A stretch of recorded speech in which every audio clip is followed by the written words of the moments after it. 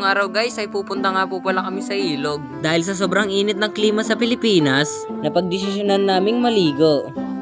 Dito guys ay naghahantay kami ng masasakyan papuntang Silang. Yun na nga guys at nakakita na kami ng sasakyan. Habang pasakay nga po pala kami guys, hindi namin inaasahan na may mangyayaring ganito.